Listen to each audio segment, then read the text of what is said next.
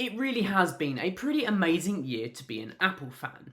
We've had the most powerful silicon-based desktop with the Mac Studio, we've had brand new lines including the new Apple Watch Ultra, and we've had upgrades to basically every Apple device from iPads to iPhones.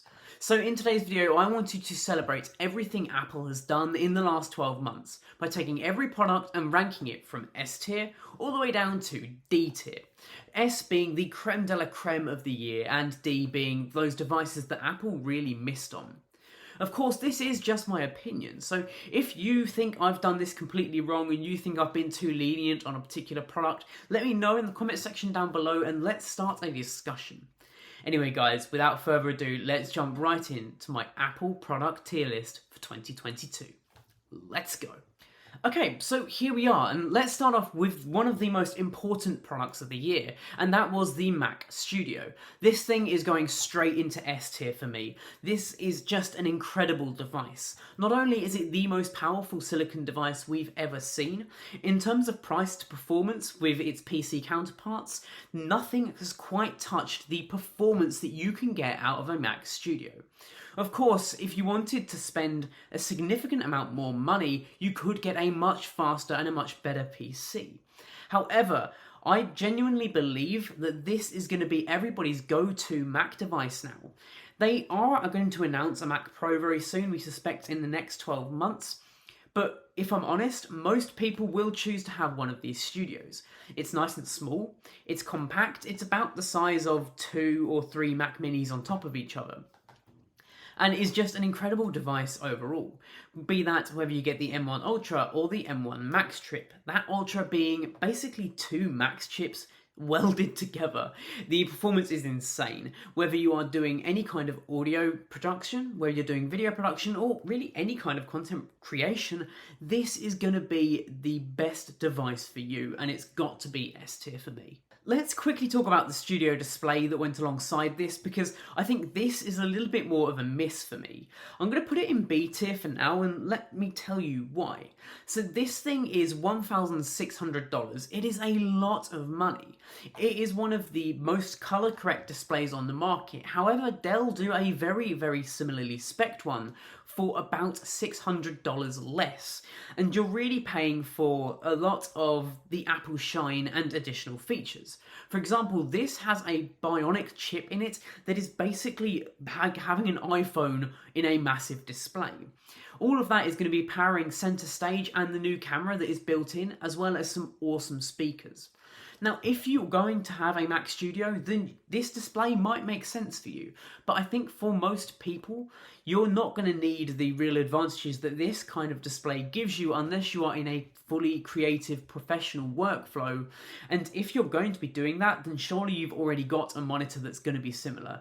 I don't fully understand it, but I really appreciate that they've given the option to have a display that works so well with basically any Apple product. So it's going to be B tier for me.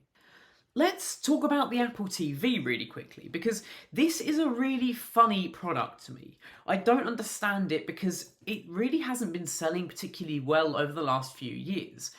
Most people who have smart TVs or already have some kind of stick, be that the Fire TV stick or something similar.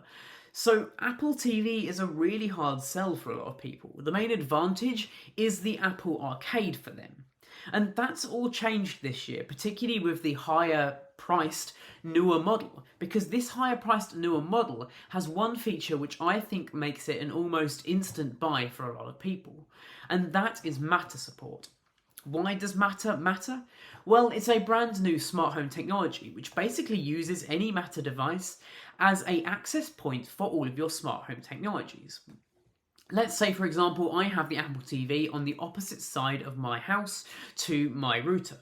This new Matter device can basically be a relay point for any smart home device, be that a light bulb, some kind of sensor, that's in that portion of the room, giving me a much better signal throughout my whole house.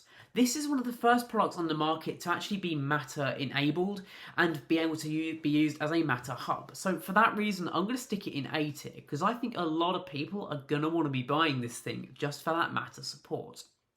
It is worth noting that that is only the higher model of the Apple TV. If you buy the lower tier model, then you're not really going to get this advantage, and I still think it's going to be a hard sell for a lot of people. But for that matter, innovation alone, it's got to be an A tier. Alright, let's talk about the MacBook Air M2. This has had that brand new redesign that we saw with the MacBook Pro. I really like this redesign. I wasn't a fan of this chin at first, but actually I do kind of like it. It's got a nice bit of charm to it, and those bezels around the outside, around the rest of the device are simply incredible. It's a beautiful looking device, and I love the new curves that bring it in line with the rest of the iPhones and the iPads now. However, the MacBook Air particularly had a lot of problems, particularly with cooling, because, well, there's no fan in it, because it's so thin and like air. So with this in mind, I'm going to have to put it in a C tier. It was a really promising device for a lot of people, but it just simply wasn't managed well enough, particularly from a cooling standpoint. So it left a lot of people high and dry with devices that would thermal throttle at the slightest inconvenience. If Apple had managed that overheating a little bit better, I probably could have put this in a B or an A, but right now, with those heating issues, it's a C tier. Okay, let's talk about the Apple Watch Series 8. It's difficult for me because every year the Apple Watch series does get a little bit better. We get brand new features, we get new things that make it appealing to newer people. For example, with this new one, we have menstruation tracking and cycle tracking, and we also have car crash detection if you were to ever get into one. These are really, really minor upgrades against last year. So if you have a, let's say, Series 5 to Series 7, Series 8 is not going to make sense to you. However, if you have a Series 4, Series 3, then this might be the one to upgrade to for those particular new features. There's not a ton of innovation here. So for me, it's C tier. There needs to be a lot more innovation going forwards. Maybe a slightly new redesign or a better battery life, because that is the biggest sticking point for a lot of people who have Apple Watches. Let's talk about the Apple Watch Ultra next, because this thing has got to be, again, an S tier for me. I absolutely love this thing. Yes, it comes in at a much higher price point, but we got a brand new redesign and we got a lot of new Pro features that a lot of people are going to love. Everything from being a fully blown dive computer all the way to better GPS and a much better battery life. Apple claims that you can have this thing running for about 3 days before you're going to have to charge it again if you're going into that low power mode. Of course, this still has nothing on something like a Garmin, but it's doing a hell of a lot more. This thing is also massive. Like, for most people, I think this is going to dwarf the wrist. It dwarfed mine when I tried it on in the Apple Store. But if I'm perfectly honest, this is the kind of innovation that I want to be seeing. There is so much new tech, and this new design is just stunning. So keep this up, Apple. This is what we want to see from you. iPhone 14 Pro and 14 Pro Max. These things I like. I wasn't originally sold on the idea of a dynamic island, but when they showed off some of its features and what they've managed to do to incorporate it into the UI, I was kind of sold on the idea, because they've managed to make it a feature rather than a burden. We of course have better cameras here as well, and we have some absolutely incredible new features, including that whole new satellite feature.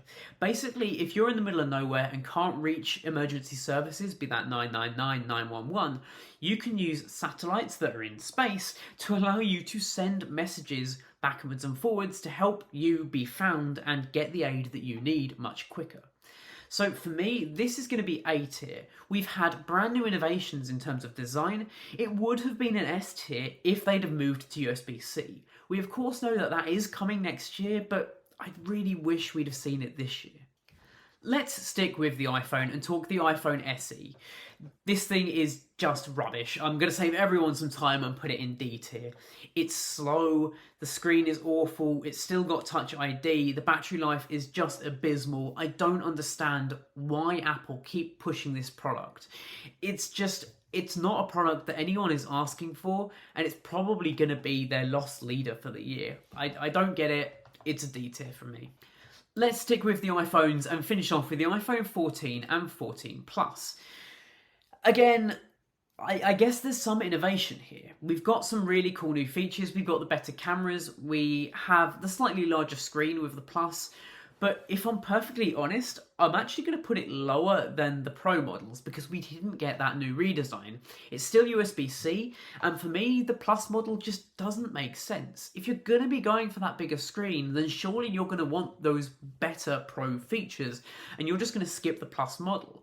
And Apple have said this. This is actually one of the products that they are really struggling to sell right now because it just doesn't make sense for a lot of people. They may as well spend that $100 to $200 more just to get the Pro features that the Pro phones offer. So for me, it's B tier. It's fine. It's another iteration. It's getting better and better year on year, but I just wish this new redesign had come to these styles of devices as well. Let's talk about the new AirPod Pros next. Love these things. Love the new case that has the loop in it to allow you to attach it to a bag or some keys or whatever so you don't lose it. Even if you do lose it, it's got a speaker in there as well, so you can basically call this thing, much like you do with an iPhone or an Apple Watch. Love these. The sound quality is a lot better as well. We've got some new drivers in there, and overall I think this is just a really nice innovation and move upwards for the Apple AirPod Pros. If you're going to be buying AirPod Pros in 2022, make sure it is these ones. These are A tier, love them.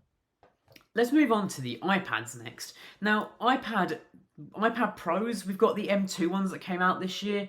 I really don't get it. I don't understand why you would want a silicon chip inside of your iPad Pro, because there's very few apps that actually take advantage of it. Outside of, say, LumaFusion, maybe Procreate, there just aren't apps or features that are really taking advantage of it. Center Stage came to basically every iPad, so I don't get it. I kind of want to put it higher because I feel like they're moving in the right direction. The more devices they start to release with M chips in, the more chance we have of getting a more Mac-style UI. But as it stands, this is a bad purchase for a customer because the kinds of performance that you get just don't make sense. I'm going to put it in C tier. iPad Air got the M1s, that's going to go in C tier as well. Because, again, the M1 chip is nice, but there's just not a ton of apps or applications that really use it. It's nice to see it because it does mean that we're moving in the right direction. I just wish that there was more that you could do with that additional power. The standard iPad also got a regen. This is actually going to be a B tier. I'm really glad that they've moved to USB-C now. Every single iPad that you can buy that is current generation is USB-C now. And they've all lost the home button. This is the last iPad to be redesigned to be in that new style, where you've got the nice rounded edges and comes in some beautiful colorways. I love this, and I think it's a really nice innovation, so B tier for me. If you're going to be buying an iPad in 2022, I think this might be one of the better choices because of the kind of performance you're getting for its price. You're also getting that nice new screen. The camera on the side rather than on the top is a strange choice, but hey, it's a really nice device overall. This leaves us with two products. Let's talk about the MacBook Pro. This is the M2 variant of the MacBook Pro. We have lost that nice touch bar. I genuinely love the touch bar. Rest in peace, touch bar. We haven't got a new redesign here, so this is still the old clunky design. No. I don't understand why they didn't use the redesign. Even the new MacBook Air has that redesign. This should have had the redesign with it. And finally, the Apple Watch SE. Again, the SE just goes in D tier. It's okay. Great that more and more people are going to be able to buy iPhones and Apple Watches now, but there really was very little innovation here. They've just rebranded a Series 5 as the SE now. So it doesn't make sense to me. So there we have it, guys. That is my tier list for 2022 of every single Apple product that has been released. Let me know what you thought of my options here and my opinions. Do you think I got this completely wrong? Do you think I've been too lenient or too unfair on particular products? Let me know in the comment section down below.